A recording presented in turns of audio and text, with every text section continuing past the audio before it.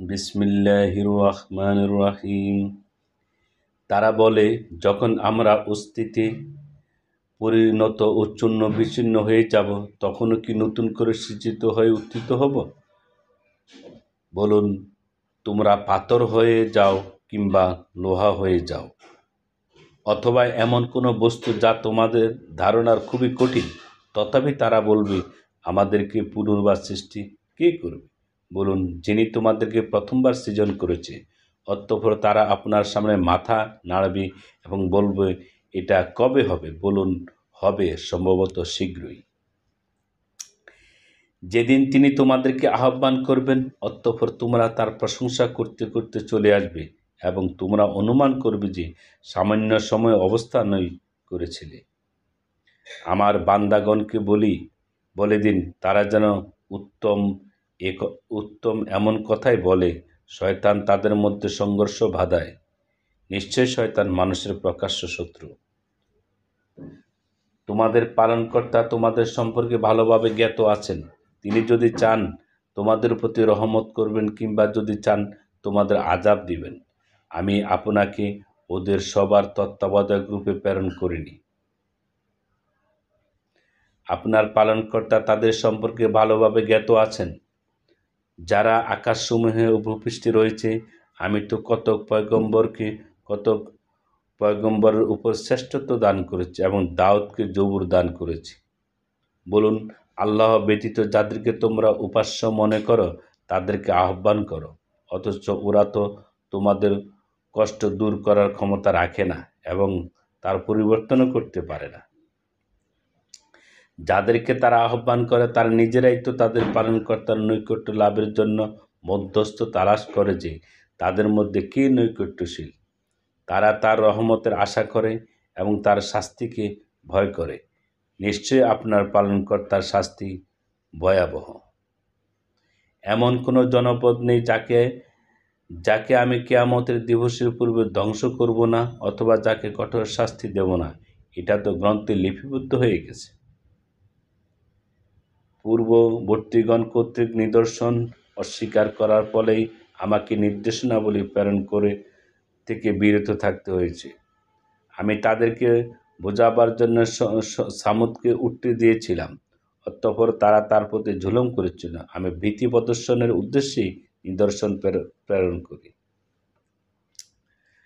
এবং স্মরণ করুন, আমি আপনাকে বলে দিয়েছিলাম যে আপনার পালনকর্তা মানুষকে পরিবেষ্টন করে রেখেছে, এবং সে দৃশ্য আমি আপনাকে দেখিয়েছি। তাও কোরআনে উল্লেখিত অভিশপ্ত বৃক্ষ কেবল মানুষের পরীক্ষার জন্য। আমি তাদেরকে ভয় প্রদর্শন করি, কিন্তু এতে তাদের অবাধ্যতাই আরও বৃদ্ধি পায়। স্মরণ করো, যখন আমি ফেরেশতাদেরকে বললাম আদমকে সেজদা করো, তখন ইবলিস ব্যতীত সবাই সেজদায় পড়ে গেল। কিন্তু সে বলল, আমি কি এমন ব্যক্তিকে সেজদা করব যাকে আপনি মাটির দ্বারা সৃষ্টি করেছেন? সে বলল, দেখুন তো, এই না সে ব্যক্তি যাকে আপনি আমার চাইতে উত্তম মর্যাদা দিয়েছেন। যদি আপনি আমাকে কিয়ামতের দিবস পর্যন্ত সময় দেন, তবে আমি সামান্য সংখ্যক ছাড়া তার বংশধরকে সমূলে নষ্ট করে দেব। আল্লাহ বলেন, চলে যা, অতঃপর তাদের মধ্য থেকে তোর অনুগামী হবে, জাহান্নামই হবে তাদের সবার শাস্তি ও ভরপুর শাস্তি। তুই সত্যচ্যুত করে তাদের মধ্য থেকে যাকে পারে স্বীয় আওতায় দ্বারা স্বীয় অশ্বারোহী ও পদাতিক বাহিনী নিয়ে তাদের আক্রমণ কর। তাদের অর্থ সম্পদ ও সন্তান সন্ততিকে শরিক হয়ে যা এবং তাদেরকে প্রতিশ্রুতি দে, ছলনা ছাড়া শয়তান তাদেরকে কোনো প্রতিক্রিয়া দেয় না। আমার বান্দাদের উপর তোর কোনো ক্ষমতা নেই। আপনার পালনকর্তা যথেষ্ট কার্যনির্বাহী।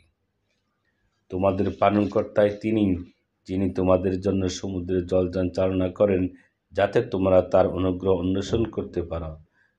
নিঃসন্দেহে তিনি তোমাদের প্রতি পরম দয়ালু। যখন সমুদ্রে তোমাদের উপর বিপদ আসে, তখন শুধু আল্লাহ ব্যতীত যাদেরকে তোমরা আহ্বান করতে থাকো, তাদেরকে তোমরা বিস্মৃত হয়ে যাও। অতঃপর তিনি যখন তোমাদেরকে স্থলে ভিড়িয়ে উদ্ধার করে নেন, তখন তোমরা মুখ ফিরিয়ে নাও, মানুষ বড়ই অকৃতজ্ঞ। তোমরা কি এ বিষয়ে নিশ্চিত রয়েছ যে তিনি তোমাদেরকে স্থলভাগে ও কোতর ভূগর্ভস্থ করবেন না, অথবা তোমাদের উপর প্রস্তর বর্ষণকারী ঘূর্ণিঝড় প্রেরণ করবেন না? তখন তোমরা নিজেদের জন্য কোন কর্মের বিধায়ক পাবে না। অথবা কোনো কি এ বিষয়ে নিশ্চিত যে তিনি তোমাদেরকে আরেকবার সমুদ্রে নিয়ে যাবেন না, অতঃপর তোমাদের জন্য মহাঝটিকা প্রেরণ করবেন না, অতঃপর কৃতজ্ঞতার শাস্তিস্বরূপ তোমাদেরকে নিমজ্জিত করবেন না।